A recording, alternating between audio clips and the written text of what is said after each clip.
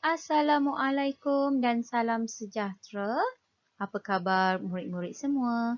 Cikgu Ali harap semuanya dalam keadaan baik sahaja ya.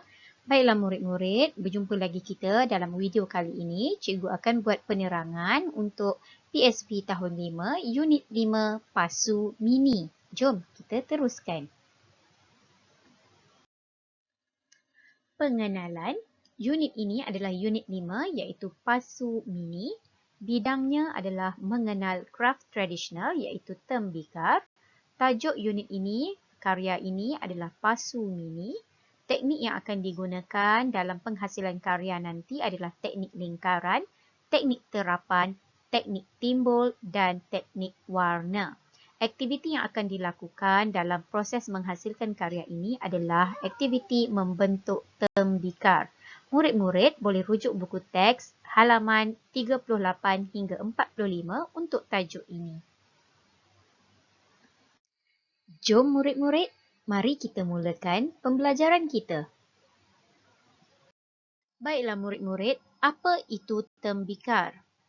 Tembikar tradisional ialah bekas yang diperbuat daripada tanah liat dan mempunyai fungsi tertentu. Tembikar akan dibakar melalui kaedah pembakaran secara tradisional atau secara tanur sebelum digunakan. Negeri Perak, Pahang, Kelantan dan Sarawak adalah antara negeri yang terkenal dengan pembuatan tembikar tradisional. Di Pahang, terenang terkenal sebagai tembikar yang berfungsi sebagai bekas untuk menyimpan air. Okey, di sini cikgu tunjukkan beberapa jenis tembikar dan tempat asalnya. Okey, negeri Perak kita ada Labu Sayung, gambar nombor 1.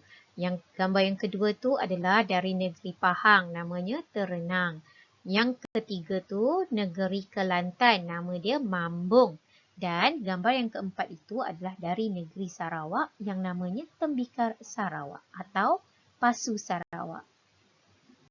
Baik, seterusnya murid-murid tahu tak kenapa tembikar perlu dibakar? Gambar kat tepi tu kat bawah ni cikgu ada tunjukkan tembikar sebelum dibakar dan selepas dibakar.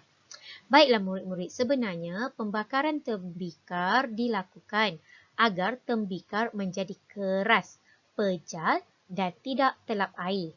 Pada masa dahulu, pembakaran tembikar dibuat secara terbuka. Namun kini, kebanyakan pengusaha tembikar telah menggunakan tanur kerana ia lebih mudah dan menjimatkan masa proses pembakaran. Maklumat ini cikgu ambil dari kit pendidikan tembikar Perbadanan Kemajuan Kraftangan Malaysia ya. Baik, ini pula ditunjukkan kaedah pembakaran tradisional iaitu terdapat dua kaedah, salai dan juga pembakaran terbuka. Dan ini pula merupakan kaedah pembakaran moden iaitu menggunakan tanur elektrik atau dalam bahasa Inggeris kita panggil dia ceramic oven. Kamu dapat lihat dekat sini ya dalam gambar yang cikgu tunjukkan. Baiklah murid-murid, ini ditunjukkan tembikar terenang. Okey, kamu dapat lihat atau rujuk juga dari buku teks kamu muka surat 38 ya. Okey, cuba lihat anak panah tu, kotak tu. Motif rupa organik pada terenang disusun secara berulang untuk menghasilkan corak.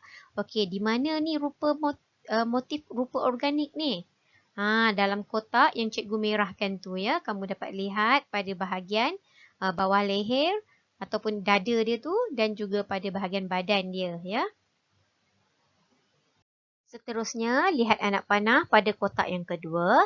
Terenang mempunyai bentuk konkret bersifat 3 dimensi iaitu 3D yang boleh disentuh dan dilihat. Maknanya dia ni barang yang sebenar, objek sebenar. Sepertinya kamu pegang cawan kat rumah. Kamu dapat pegang, kamu dapat rasa dia. Macam tu ya. Seterusnya, kita lihat pula anak panah pada kotak yang ketiga. Okay, maklumat dalam buku teks kamu menerangkan terenang mempunyai imbangan simetri apabila diletakkan garisan paksi di tengah-tengah. Okey, garisan paksi ni adalah garisan kuning yang putus-putus tu. Okey, dia memang akan menghasilkan atau mempunyai imbangan simetri apabila garisan paksi itu diletak di tengah-tengah secara menegak. Tetapi ia akan mempunyai imbangan tidak simetri apabila garisan paksi itu berada di tengah-tengah dalam keadaan melintang. Okey, mari kita lihat pula anak panah kuning tu yang di bawah sekali pada kotak yang terakhir. Penegasan pada terenang ialah susunan corak pelbagai motif yang diletakkan pada bahagian tertentu seperti di bahagian kepala, bibir, dada dan pelapik. Apa maksudnya ni? Okey, penegasan tu kan adalah sesuatu yang menonjol. Jadi, dalam terenang ni, okey, sifat terenang ni, sesuatu yang menonjol pada diri dia tu terletak pada rupa motif yang terhasil tu. Motif-motif tu pula duduk dalam tempat-tempat yang tertentu. Macam yang cikgu telah nyatakan tadi, ada pada kepala dia, pada leher dia, dada dia, badan dia dan bahagian pelapik tu pun ada juga corak dekat situ. Ya. Ya, murid-murid, rupa-rupanya maklumat yang cikgu kongsikan dengan kamu tadi merupakan bahasa seni visual yang terdapat pada tembikar terenang, ya. Iaitu kita ada rupa, bentuk, imbangan dan penegasan. Seterusnya, galeri tembikar tradisional. Kamu boleh rujuk buku teks kamu muka surat 39 ya. Selain terenang, terdapat pelbagai jenis rekaan dan fungsi tembikar tradisional tempatan. Okey, antaranya adalah bekas air iaitu kita ada buyung dan labu sayung. Okey, kemudian kita ada bekas makanan, contohnya belanga dan periuk tanah. Selain tu, bekas untuk perasapan, kita ada bekas kemenyan, bekas bara. Dan seterusnya yang berfungsi sebagai untuk tempat jambangan, kita ada bekas bunga ataupun pasu. Media, teknik dan jenis ragam hias. Pelbagai media, teknik dan jenis ragam hias yang digunakan untuk menghasilkan atau menghiasi tembikar tradisional tempatan. Kamu boleh lihat buku teks halaman 39 ya. Mari kita lihat jadual di bawah ini. Anak panah pertama menunjukkan dengan menggunakan media dan teknik kayu tera, kemudian cara untuk menghasilkan motifnya adalah dengan menekan kayu tera pada permukaan tembikar untuk menghasilkan motif dan corak. Maka kamu boleh lihat hasilnya pada gambar bahagian hasil. Hasil terapan kayu tera akan menghasilkan motif pada permukaan tembikar. Seterusnya, anak panah kedua dengan menggunakan media atau teknik tanah dengan cara menampal atau menempel atau menempelkan tanah liat ini pada tembikar dan membentuknya atau memberi bentuk tambahan kepada tembikar tadi. Oleh itu, terhasilnya motif ragam hias timbul di luar tembikar. Ini cikgu dah ringkaskan ya, kamu boleh baca sendiri dari buku teks. Tapi penerangan cikgu ni, cikgu jelaskan kepada kamu supaya kamu lebih faham ya. Baik, pada anak panah ketiga pula, dengan menggunakan media dan teknik alat pengguris, alat ini akan diguris pada permukaan luar tembikar. Oleh itu, terhasillah motif melalui teknik gurisan pada permukaan luar tembikar yang diguris. Hasil dia kamu boleh tengok pada bahagian baris hasil tu ya. Okey, gurisan. Kenapa terhasil gurisan macam tu? Sebab kamu menggunakan alat mengguris.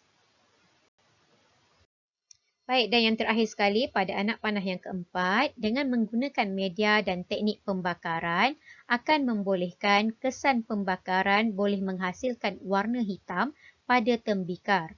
Oleh itu, bolehlah dikatakan bahawa teknik pembakaran akan menghasilkan warna pada sesebuah tembikar. Okey, kamu boleh lihat hasil setelah dibakar, tembikar berubah warna. Okey, bahagian hasil tu kamu boleh lihat ya macam mana labu sayung menjadi warna hitam selepas dibakar.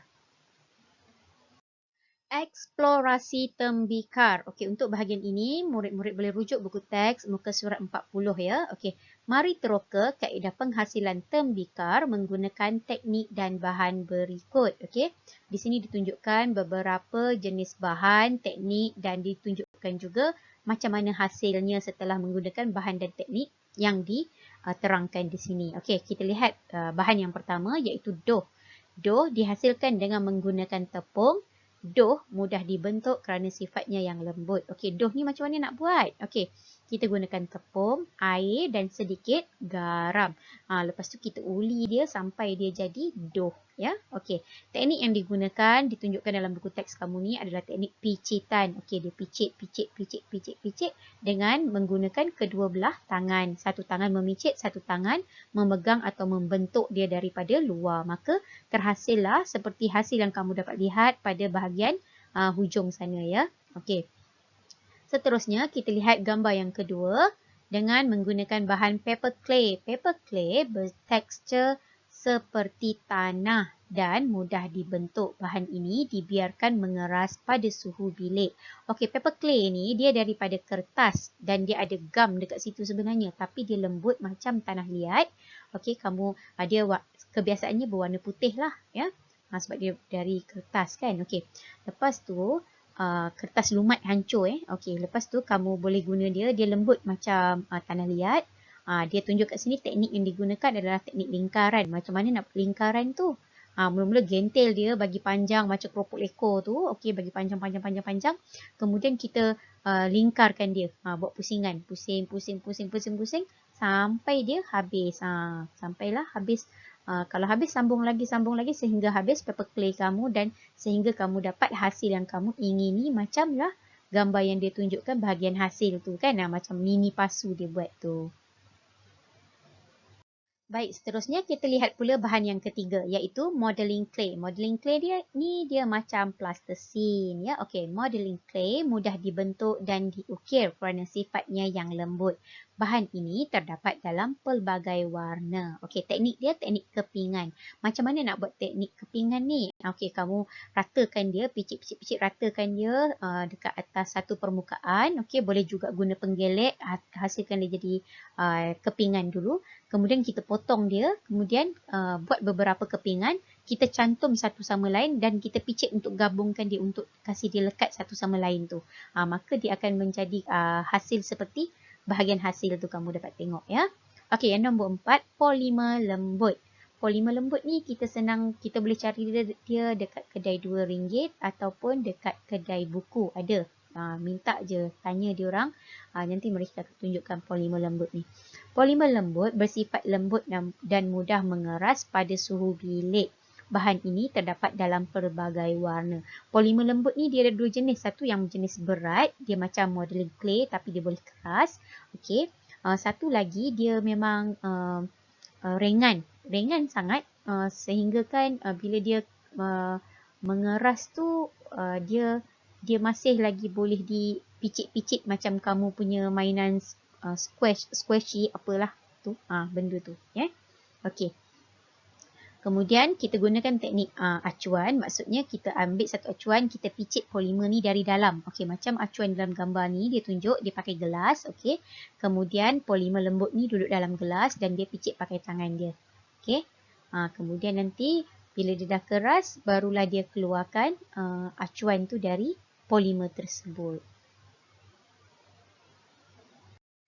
Baik, mari cuba untuk lihat video penghasilan tembikar. Kamu boleh imbas bahagian yang cikgu tulis imbas saya tu kan. Ini cikgu ambil dari buku teks kamu. Kamu boleh cuba imbas dari skrin ni pun boleh.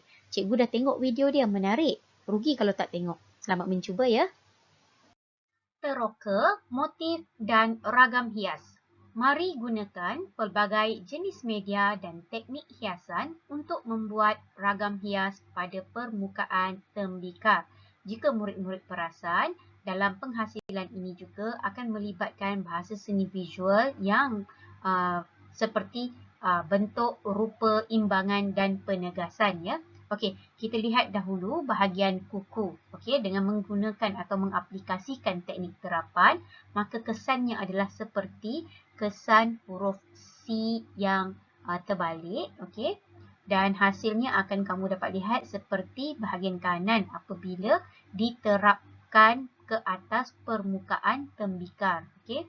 Okey, seterusnya kulit kerang dengan menggunakan teknik terapan akan memberi kesan.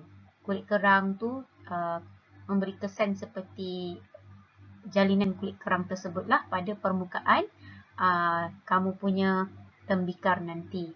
Kemudian jika kita menggunakan penutup botol, menggunakan teknik terapan akan dapat menghasilkan kesan garis-garis tu kan. Dan memberi hasil seperti yang dapat kamu lihat pada bahagian kanan ni. Ya, dapat lihat jalinan lurus-lurus terhasil. Kemudian sekiranya kita menggunakan media garpu, mengaplikasikan teknik terapan akan menghasilkan bintik-bintik, 4 bintik, 4 bintik kan. Okey. Dan kamu lihat bahagian hasil dia akan jadi bintik-bintik seperti di atas permukaan biskut tu, tapi kita buat atau kita hasilkan ia di atas permukaan tembikar kita. Teknik seterusnya adalah teknik gurisan. Teknik gurisan ni kita guna dengan menggunakan pencungkil gigi ataupun mata pen. Okey.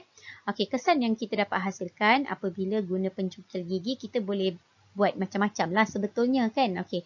Tapi pencungkil gigi tu apabila kita buat V atau M, maka dia akan memberi hasil seperti yang kamu lihat dalam buku teks kamu ni.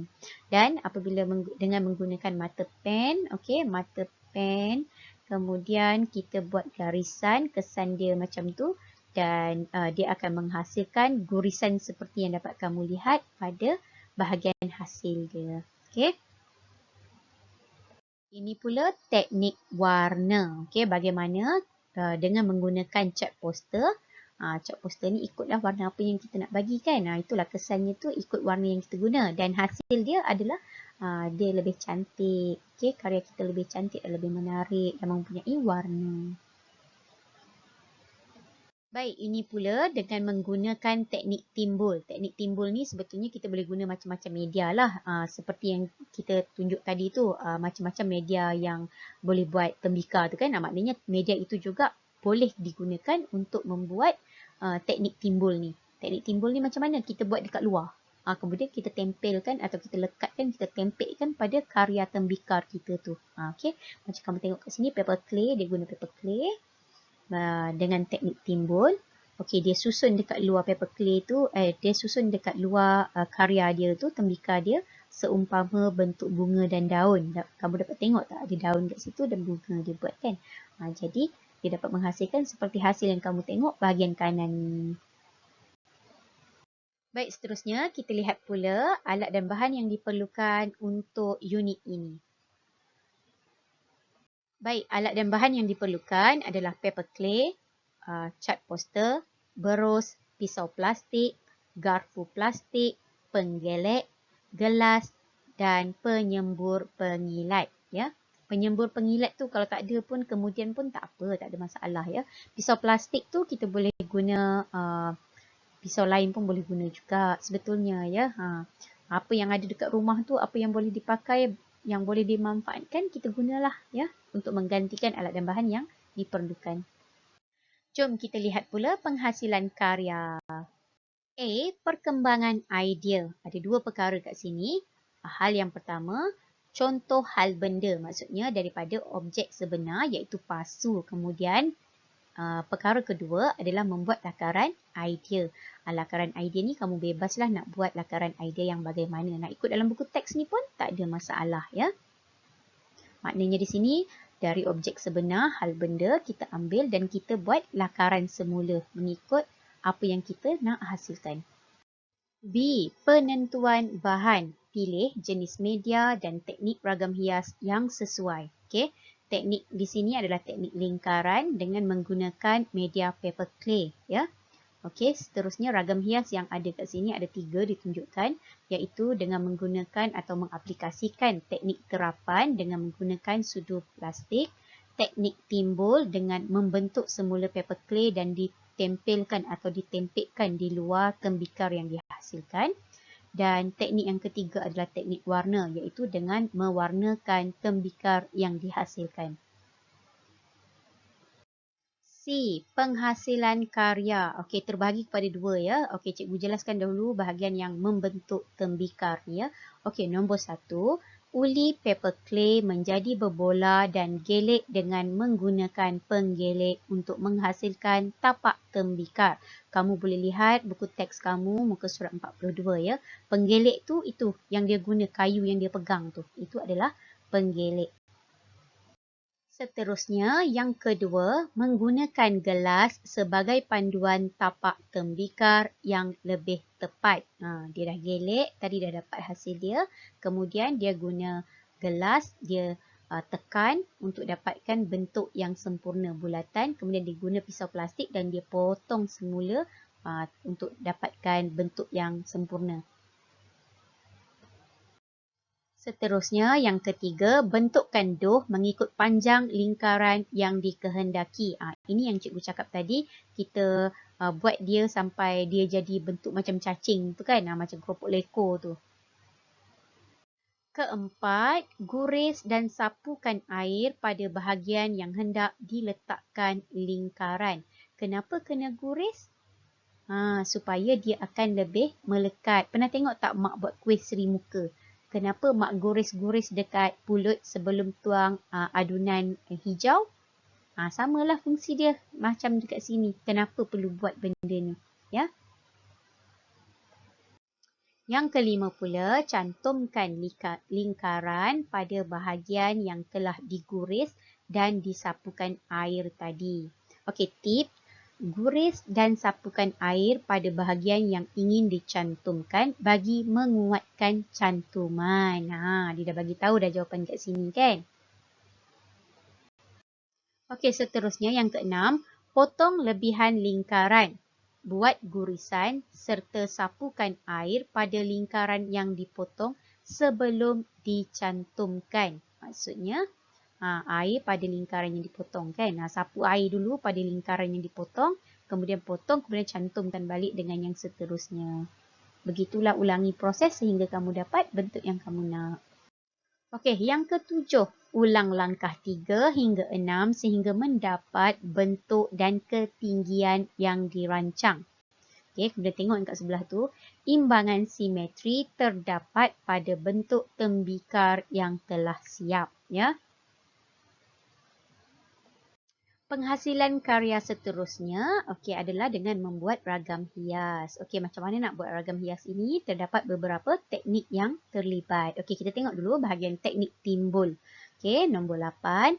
Hasilkan beberapa lingkaran kecil sebagai hiasan. Kamu tengok kat gambar ni. Buat lingkaran macam ulat gonggok tu. Ya. Kemudian nombor 9. Tampal lingkaran pada permukaan luar tembikar. Ya. Nombor 10, tambah hiasan lain pada bahagian mulut tembikar. Tambahlah buat bulat-bulat pula.